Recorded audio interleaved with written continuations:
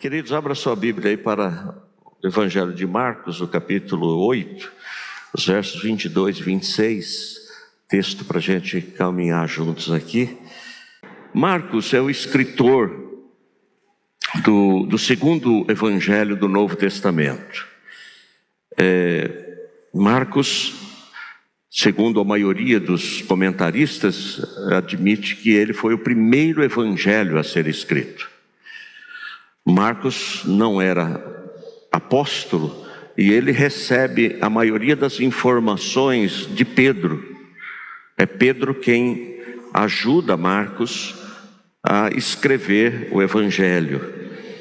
E ele então bebe da fonte, de Pedro, para trazer para a gente aí algumas informações importantes que estão contidas aqui no evangelho de Marcos. Mas Marcos é também alguém que foi resgatado, alguém que teve novamente a sua vida voltada para cumprir o propósito de Deus, porque num determinado momento da caminhada de Marcos, João Marcos, porque João Marcos é o nome de Marcos, ele... João era o nome hebraico, e Marcos o nome romano, João Marcos. Num determinado momento da caminhada, na primeira viagem do apóstolo Paulo, Marcos ele tem lá uma dificuldade de entender o projeto que era de alcançar o povo gentio, o povo não judeu. E de repente é um choque de visão missionária, porque provavelmente João Marcos era um judaizante, e ele ainda não tinha essa simpatia com a ideia de que outras comunidades poderiam ser formadas que não o povo judeu, pessoas convertidas a Cristo, mas de outras nações, de outros povos, E isso talvez tenha provocado um choque de visão, de estrutura missionária, de visão missionária, e João Marcos resolve voltar para casa. Ele deixa o projeto de Barnabé junto com Paulo e volta para casa. Isso provoca uma certa inquietação no coração do apóstolo Paulo. O apóstolo Paulo ficou indignado com essa questão. É que o camarada nos deixa aqui e volta para casa. Ele não entendeu ainda o evangelho, a graça, a salvação de todos os povos, em todos os lugares, E aí, quando ele volta para sua casa em Jerusalém, ele se afasta desse projeto. Isso deixou Paulo bastante chateado. Paulo constitui uma outra pessoa para iniciar e dar continuidade ao seu trabalho missionário, e Barnabé volta para cuidar de João Marcos, E interessante a narrativa de Atos dos Apóstolos, como a experiência desse homem, e ele então experimenta aí grandes novos começos, Ele tem a oportunidade então de vir a ser o escritor e compartilhar os ensinos de Cristo, Depois de um período de reflexão, um tempo com ele. Mas você está com a Bíblia aberta aí? Marcos 8, nós vamos ler então do verso 22 ao verso 26 esse texto. Se você tiver com a Bíblia aberta aí, fica com ela aberta ou acessa aí para você acompanhar a gente.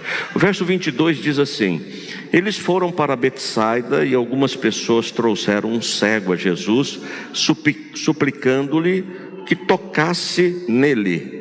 Eles, Jesus e os discípulos, vão para Betsaida, e lá então alguém traz um cego até Jesus, e o pedido era que Jesus tocasse naquele cego.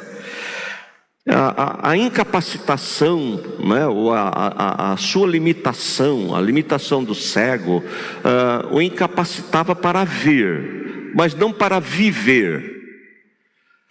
Há algumas limitações que nós podemos ter, adquiridas ou de nascença, ou ao longo da vida, e que podem trazer algum tipo de limitação.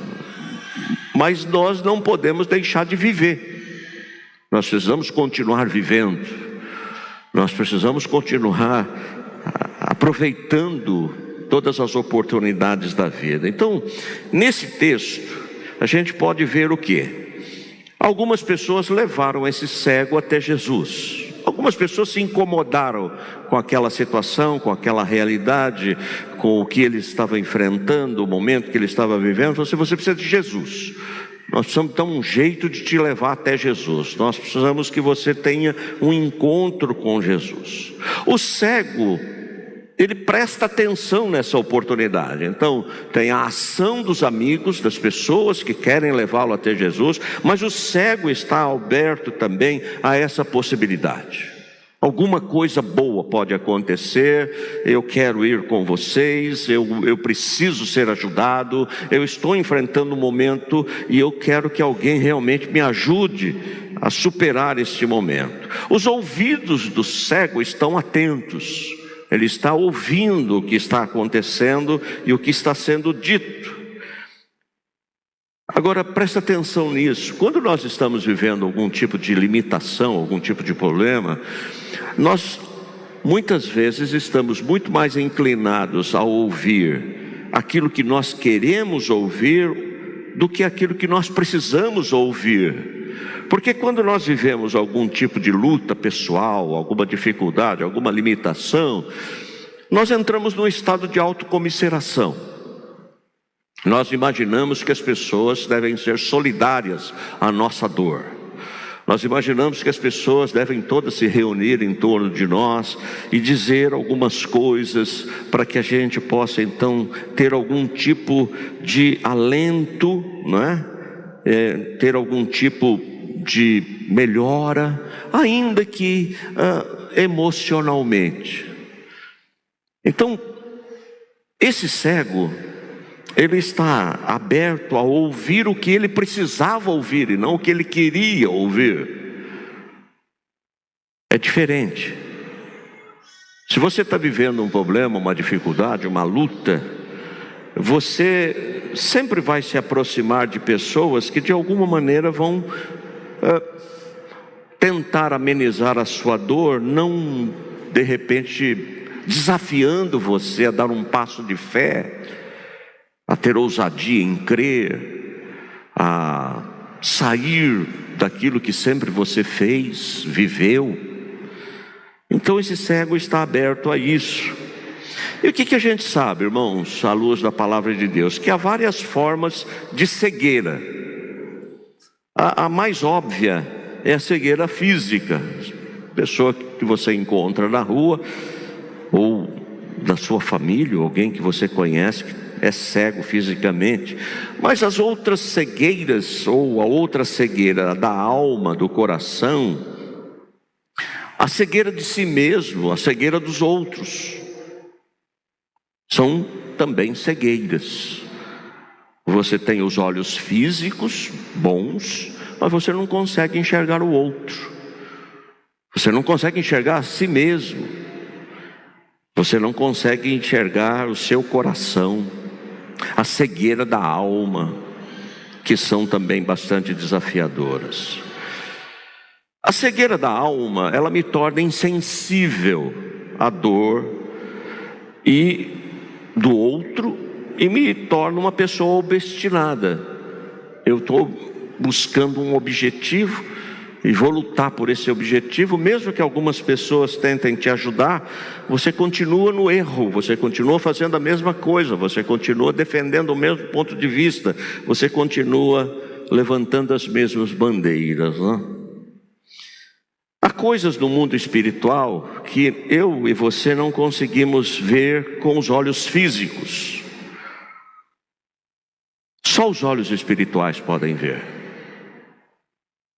Olha o que Jesus Cristo diz: os olhos são a candeia do corpo. Se os seus olhos forem bons, todo o seu corpo será cheio de luz. Mas se os seus olhos forem maus, todo o seu corpo será cheio de trevas. Portanto, se a luz que está dentro de você são trevas, que tremendas trevas são.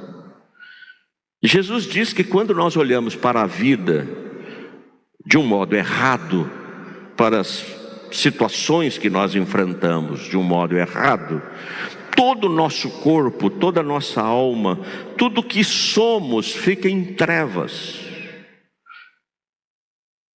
Por isso o verso 18 desse capítulo diz: vocês têm olhos, mas não veem, têm ouvidos, mas não ouvem, não se lembram. Então, cada situação que a gente vive, cada experiência que a gente tem nessa caminhada da vida, nós precisamos pedir que o Senhor abra os nossos olhos espirituais. Pedir que o Espírito Santo ilumine a nossa mente na leitura da palavra. Pedir que sejam desimpedidas todas os possíveis bloqueios, para que a gente entenda a vontade de Deus e o propósito de Deus nessa caminhada. Os versos 23 e 24. Jesus tomou o cego pela mão e o levou para fora do povoado. Veja o que Marcos nos conta. Depois de cuspir nos olhos do homem e impor-lhe as mãos, Jesus perguntou: você está vendo alguma coisa? Ele levantou os olhos e disse: vejo pessoas, elas parecem árvores andando. Uma cura diferente, não é? A gente sabe que todas as coisas foram criadas pela palavra de Deus, e uma palavra de Jesus curaria aquele cego. Mas Jesus tem alguma informação, alguma ação pedagógica, porque o objetivo de Deus nunca é tirar você do problema. O objetivo de Deus é que eu e você cresçamos em face às lutas da vida, que a gente crie musculatura espiritual, que a gente seja fortalecido. Não é que você ora e Deus vai tirar você do problema assim, e você sai: olha, Deus me curou, Não, há uma ação de Deus em nos instruir e nos ensinar a criar em mim e você maturidade espiritual diante das situações. Há muitas pessoas que passam por problemas muito sérios na vida e são curadas, os seus problemas são resolvidos, mas me parece que nunca aprendem a lição. Continuam sempre fazendo as mesmas coisas do mesmo jeito. Porque se eu e você passarmos por um problema muito sério e nós saímos desse problema sem nos tornarmos mais gratos, humanos, solidários, alguma coisa saiu errada, né? Porque nós vamos continuar fazendo a mesma coisa, do mesmo jeito. Então o objetivo de Deus é sempre que a gente aprenda algumas lições, porque Jesus não quer tratar conosco no nível da nossa religiosidade, não é? Jesus quer que eu e você tenhamos intimidade. E quando eu falo sobre intimidade com Jesus, isso me implica em eu me permitir ser conduzido por Jesus. Olha o que o texto diz: Jesus o toma pela mão e o leva para fora do povoado. O cego precisava realmente confiar que Jesus faria alguma coisa boa por ele, e se permite ser conduzido para fora do povoado.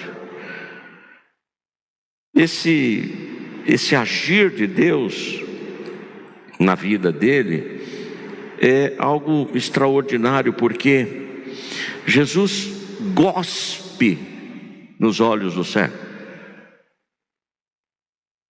Essa cena na sua mente, né? Cuspiu nos olhos do cego. Essa situação, porque foge de todo o protocolo, de tudo que se sabia a respeito das ações de Deus, da maneira de Deus agir através de Jesus. E depois de fazer isso, Jesus faz uma pergunta para o cego, ex-cego: você está vendo alguma coisa? Para quem era cego, ver um pouquinho já seria algo extraordinário. Não enxergava nada, mas de repente ele está enxergando alguma coisa assim. Mas quando Jesus Cristo pergunta se ele via alguma coisa, o homem respondeu: vejo pessoas, elas parecem árvores andando. Vejo pessoas, elas parecem árvores andando. O que significa isso? Significa que depois do cego ser livre da cegueira física, ele precisava lidar com outras distorções da vista. Na cabeça do cego ainda permanecia a programação de que ele era cego. Valores estavam colocados ali que o impossibilitava de atribuir à vida o valor que é devido. Ver homens como árvores. O que significa isso na mente do cego? Para ele, na sua visão, o homem é uma árvore. Irmãos, isso não está muito distante de nós, não. Eu fico me perguntando, por exemplo, para o frentista do posto, como é que a gente vê ele? Um ser humano? A gente cumprimenta ele? A gente entende que ali está uma pessoa? Ou a gente já chega para abastecer o carro e nem olha para a pessoa e diz: põe tanto de combustível.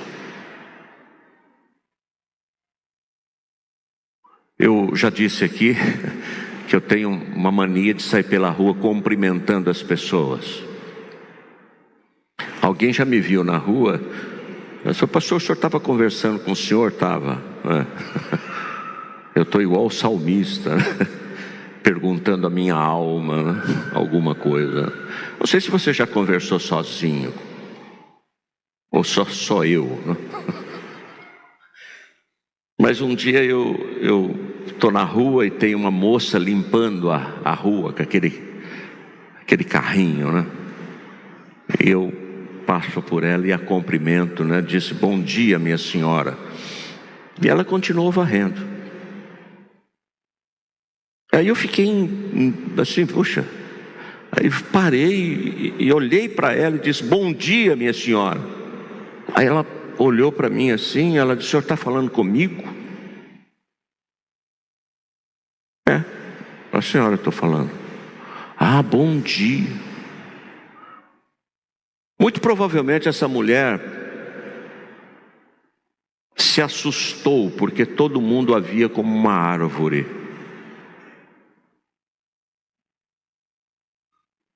Uma coisa. E eu fico me perguntando, se Jesus perguntar para mim assim: você está vendo alguma coisa? Eu digo: não. Puxa, mas você está perto de tantas pessoas, e como é que você vê essas pessoas? Qual é a sua relação com essas pessoas? Qual a sua percepção delas?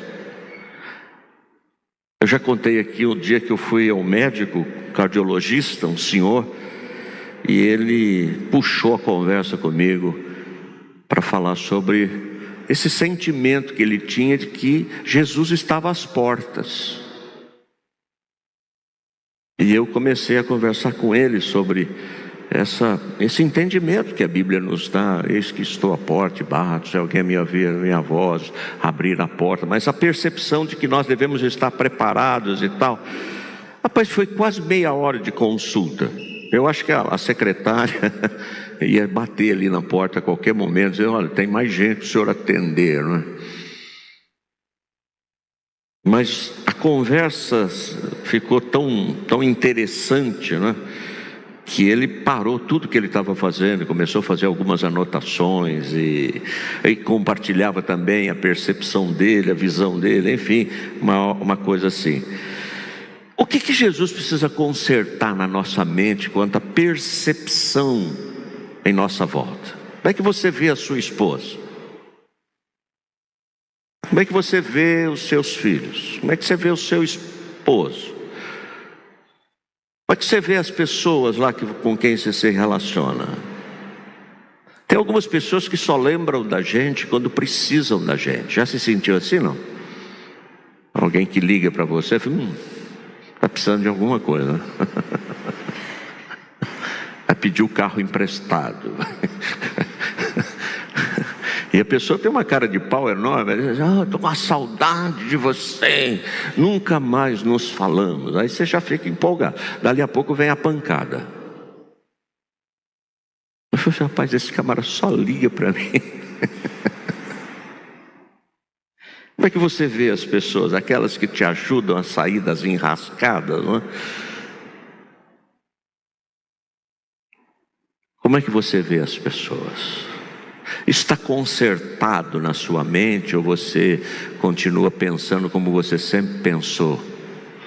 Mesmo se dizendo um servo, um discípulo de Cristo, você continua com umas esquisitices na sua cabeça. Precisa consertar alguma coisa aí no código programado, né, da sua mente.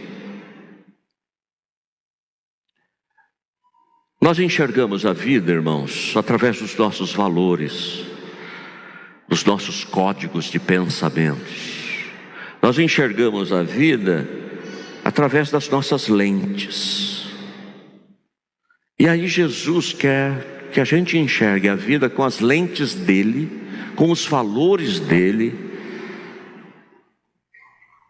E aí a gente entra numa crise, porque a gente quer viver o Evangelho, mas do nosso jeito, da nossa maneira. Há um momento na caminhada de Jesus com os discípulos muito interessante, quando Tiago e João, eles são encarregados de cuidar da logística.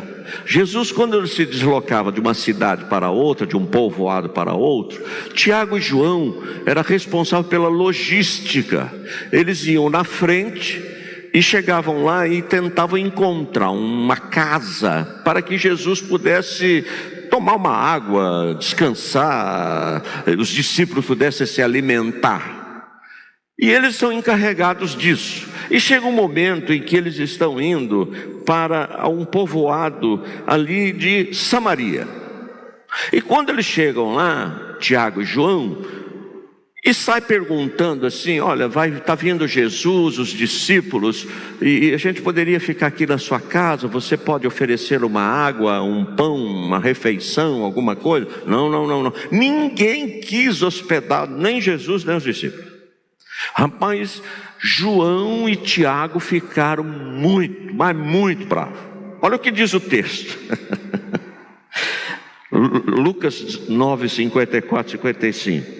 Ao verem isso, os discípulos Tiago e João perguntaram. Ao verem o quê? A rejeição do povo em hospedar Jesus e os discípulos. Ele diz assim: Senhor, queres que façamos cair fogo do céu para destruí-los? Mas Jesus, voltando-se, os repreendeu, dizendo: vocês não sabem de que espécie de espírito são, pois o Filho do Homem não veio para destruir a vida dos homens, mas para salvá-los. João e Tiago não haviam ainda decodificado a maneira de pensar. Eles já não gostavam muito dos samaritanos, já não iam muito com a cara dos samaritanos. Agora, uma desfeita dessa, Tem que queimar todo mundo, Senhor. Mete fogo aí, queima todo mundo.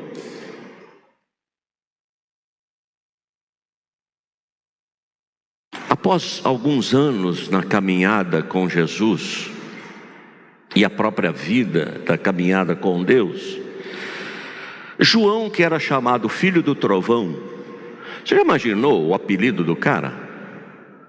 Ninguém colocou esse apelido nele por João, filho do trovão. Ó, o cara era pavio curto, cara. A turma desce o cacete no Pedrão, porque o Pedrão é o cara mais afoito. Mas João não era boa coisa também. João, filho do trovão.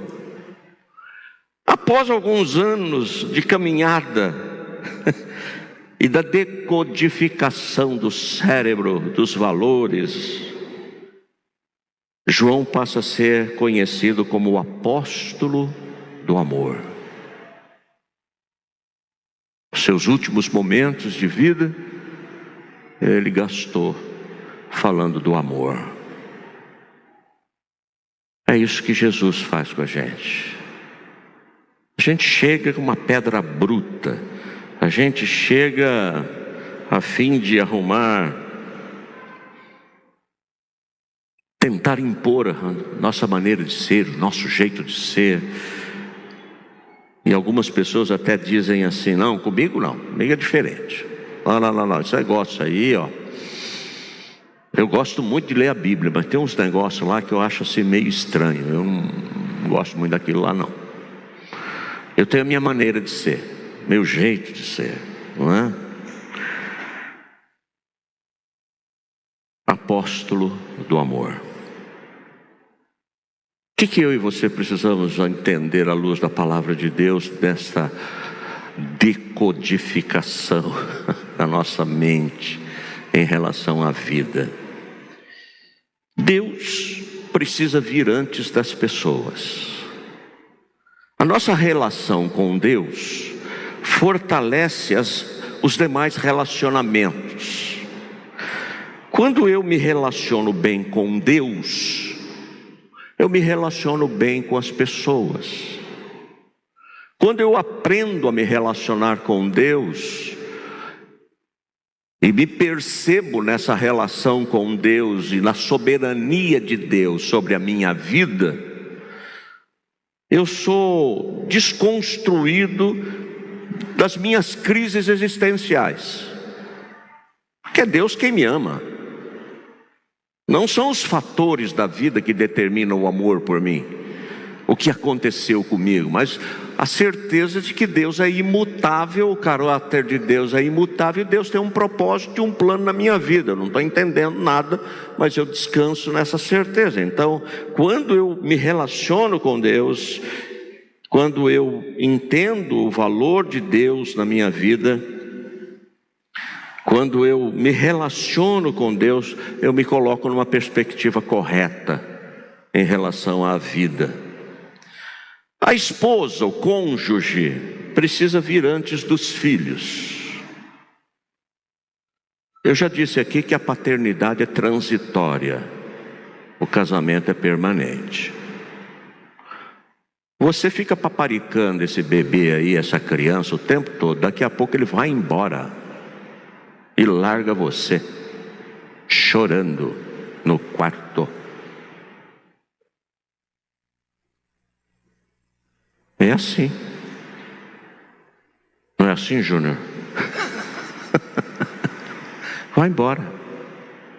E agora o filho do Júnior também já foi embora.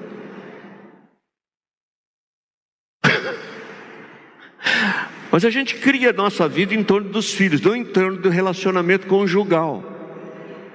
E quando os filhos vão embora, o casal não sabe mais o que fazer.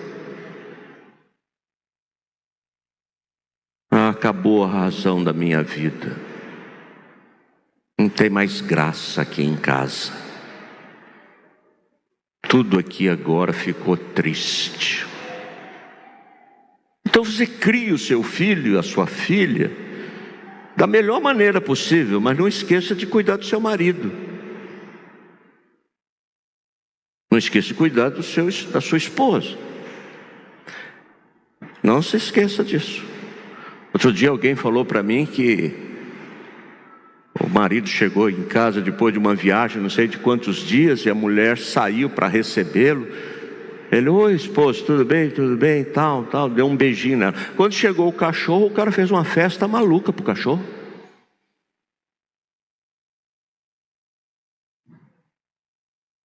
Tem alguma coisa errada aí, cara. Ô, Bilu, Beluzinho. A mulher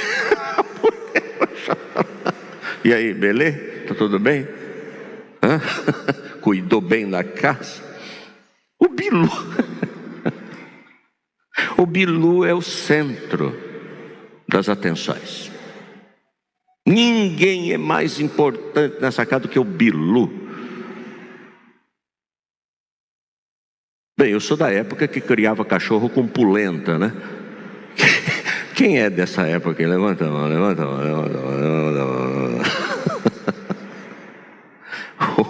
Hoje a ração custa quanto? 50 pau o quilo? Sei lá quanto. Os filhos precisam vir antes dos amigos. Nenhum sucesso vale a pena quando o preço a pagar é o sacrifício dos filhos. Prioridade número 1, seus filhos. Seus amigos vêm depois, né? E aí vale para aquele pessoal que gosta de jogar bola, né? Vai jogar bola, não leva os filhos para jogar bola. Ou vai jogar bola e não leva os filhos para passear. Sei lá que rolo, né? Aí vale também. As pessoas devem vir antes das coisas. Há pessoas que amam as coisas e usam as pessoas. Verso 25 e 26, está firme aí? Mais uma vez Jesus colocou a mão sobre os olhos do homem. Então seus olhos foram abertos, a sua vista lhe foi restaurada e ele via tudo claramente. Jesus mandou-o para casa dizendo: não entre no povoado. Como eu já disse, todas as demais curas de Jesus foram completas, imediatas e perfeitas, mas essa foi uma cura progressiva. E já disse também que esses milagres, as ações de Deus na nossa vida, têm um caráter pedagógico. E a conversa que é travada antes, e Marcos nos conta, com Jesus e os discípulos, talvez nos ajudem a entender essa maneira de Jesus ensinar através dessa cura que não foi instantânea. Então veja lá, Marcos 8, 15 a 18. Estejam atentos e tenham cuidado com o fermento dos fariseus e com o fermento de Herodes. Eles discutiam entre si dizendo: é porque não temos pão?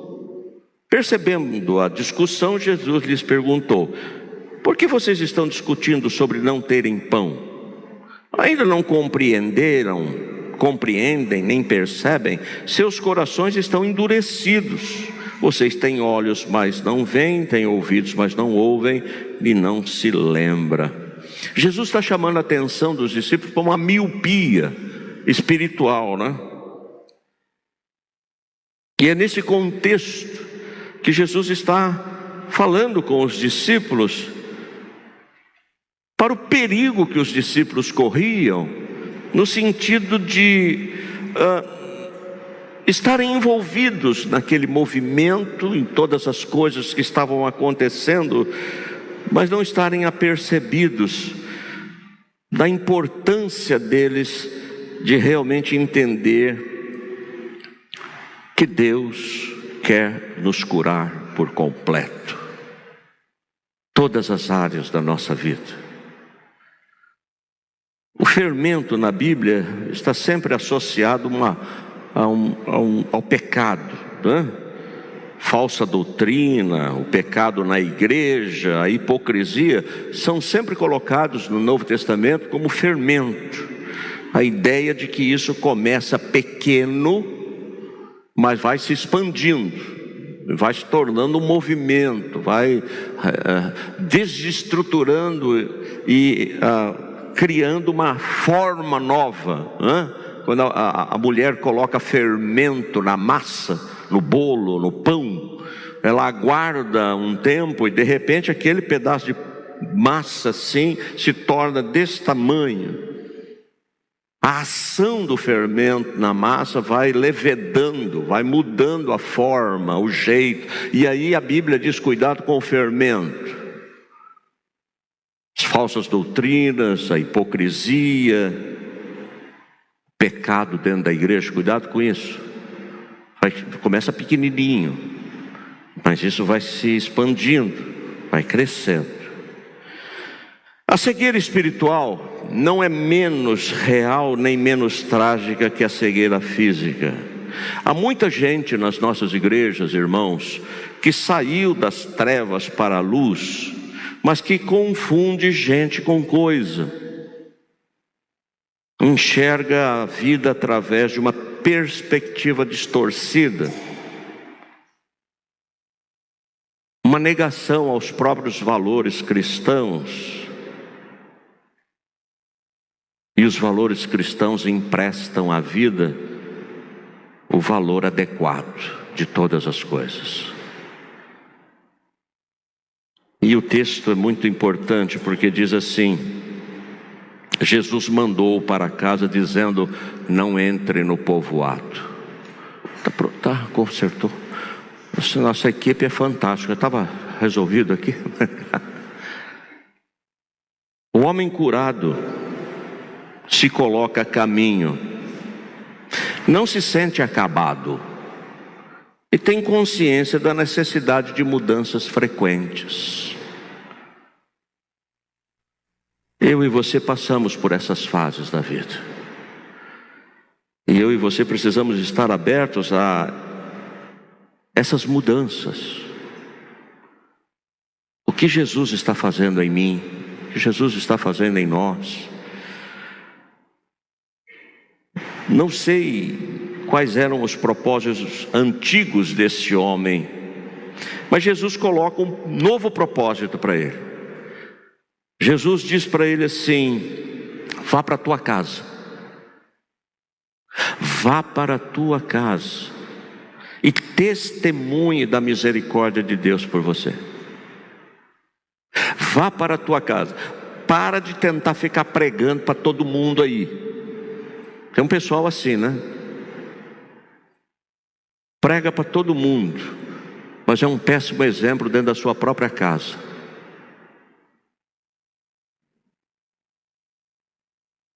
Respeitadíssimo em todos os lugares, mas com uma esposa arrebentada dentro de casa, com os filhos arrebentados dentro de casa.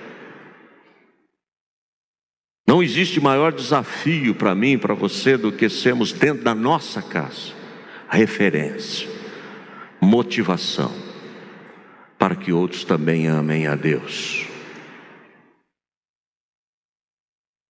Tem gente que gosta de pregar no Brasil, no mundo. Bacana. Joia. Mas vá para a tua casa. Eu acho que o cego falou assim: agora eu vou ser o maior evangelista. Vá para a tua casa, cara. Volta lá. O homem curado é capaz de questionamentos diários a si mesmo. Todo dia avaliam se estão enxergando a vida com os olhos e com a mente de Cristo. Não sei se você já orou assim: Deus, me permita ver essa pessoa com os teus olhos. Deus, me permita ver essa pessoa com a mente do Senhor.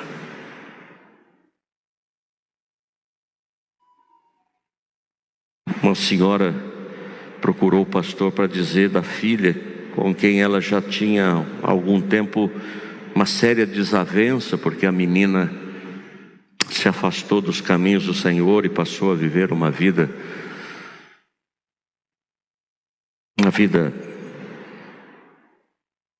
sem parâmetros morais, né? E o pastor disse: não olhe como mãe, ore como... Peça a Deus que você olhe para sua filha com os olhos de Cristo, com a mente de Cristo. Voltar para casa representava a completa rendição à vontade, uma submissão incondicional. Os grandes milagres de Deus acontecem quando eu e você estamos dispostos a obedecer à vontade de Deus, mesmo que esta vontade representa contrariar tudo aquilo que ao longo da vida nós imaginávamos que era certo. E aí Jesus diz: volta para a tua casa, faça as coisas como eu estou mandando. Muitos gostam do encontro com Deus, o encontro com Jesus, mas continuam confundindo homens com outras coisas, outros objetos.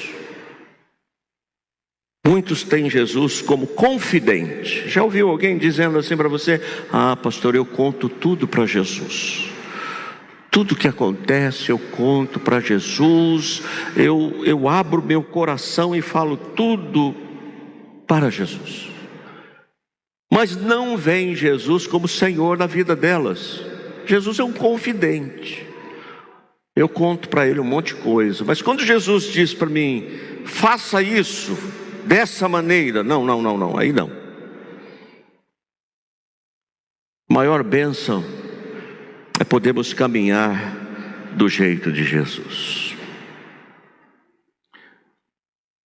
Eu me lembrei quando estava construindo esse sermão e pensando nele, de algo que eu li a respeito desta maneira que a gente tem de ver a vida e esses códigos que nós vamos estabelecendo na nossa mente em relação à percepção da vida. E quando Jesus diz: olha, eu quero transformar você, a gente acha que já fez muito. A gente era um pouquinho cego, agora a gente está enxergando pouquinho, mas a gente já está enxergando. A gente não enxergava nada, agora a gente está enxergando um pouquinho. Agora a gente está enxergando um pouquinho. Tá bom assim. Tá bom. Lá em casa a gente chegava a jogar coisa um no outro, assim, panela, ferro, tigela. Agora Jesus entrou, a gente briga, mas é só um xinga o outro. Os vizinhos nem reclamam mais, porque não quebra nada. A gente está enxergando um pouquinho. A gente está enxergando um pouquinho. Pastor, eu era muito violento. Nossa. Hoje eu ainda tenho um sentimento assim de passar com o carro por cima de alguém, mas já melhorou muito. Eu já estou bem melhor. Antes o senhor tomava 5 Rivotril, hoje eu tomo só 1 para dormir. Estou bem melhor. Mas eu me lembrei de uma experiência de crianças órfãos que foram resgatadas nos campos de concentração. E essas crianças foram levadas para abrigos. E lá nesses abrigos, essas crianças tinham a alimentação, a roupa, tudo que eles não tinham quando estavam juntos com os pais lá no regime de concentração. Mas aí as crianças não dormiam de noite. As crianças tinham um pesadelo à noite. As crianças ficavam muito agitadas à noite. Havia um burburinho no dormitório. E aí reuniram um grupo de pessoas. Nós precisamos ver o que está acontecendo. Essas crianças carregam traumas. Essas crianças não conseguem dormir. O que está acontecendo? E aí alguém lá do grupo, psicólogos, psiquiatras, o pessoal que se reuniu, teve a brilhante ideia de dar para cada criança um pedaço de pão, para que elas dormissem abraçadas ao pedaço de pão.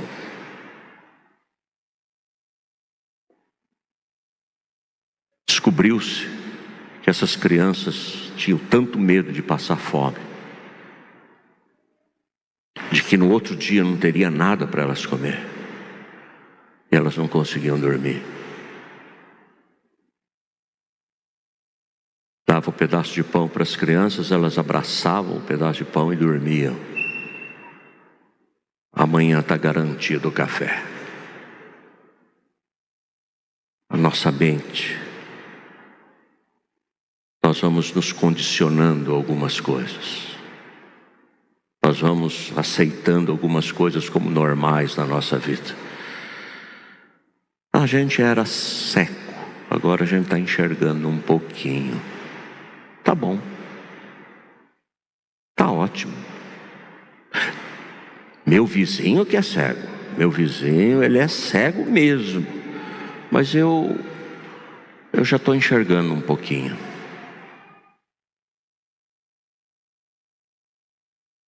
Como é que você vê as pessoas? Como é que você se relaciona com a sua família? Seu vizinho, frentista do posto, o rapaz que te atende lá na padaria. Como é que você vê essas pessoas? Árvores que andam. Como é que você vê a sua esposa, seu esposo, sua família, sua igreja, seu pastor, seus líderes? Como é que você vê isso? Como é que você vê o seu professor lá na escola? Como é que você vê o seu patrão? Como é que você vê? Vamos orar? Pai, nós estamos finalizando este momento de culto, mas na verdade agora vamos participar da escola bíblica discipuladora. Que grande privilégio nós temos de ter uma escola bíblica discipuladora. Eu peço que o Senhor desperte a cada um de nós e aqueles que nos acompanham em casa e outros membros da nossa igreja a entender a importância do discipulado cristão. Possamos ser livres, libertos da nossa maneira de ver a vida, nosso jeitão de viver, nossa maneira de tratar as pessoas, nosso jeito de nos relacionarmos. Que a gente possa ser curado pelo Senhor completamente. Restaura a nossa visão, a nossa percepção da importância das pessoas, possamos nos relacionar com elas, respeitá-las e amá-las como o Senhor as ama. Mesmo aquelas mais difíceis de amar, a Tua palavra nos desafia a orarmos pelos nossos inimigos. Tua palavra nos diz a amarmos a todos indistintamente. Nos ajuda nisso, Pai. Nós não queremos enxergar só um pouquinho. Nós queremos ser completamente curados pelo Senhor. Nos abençoa, Pai. Nos permita dar esse testemunho e viver para a glória do Teu nome esses ensinos. Oramos assim, oramos em nome de Jesus. Amém.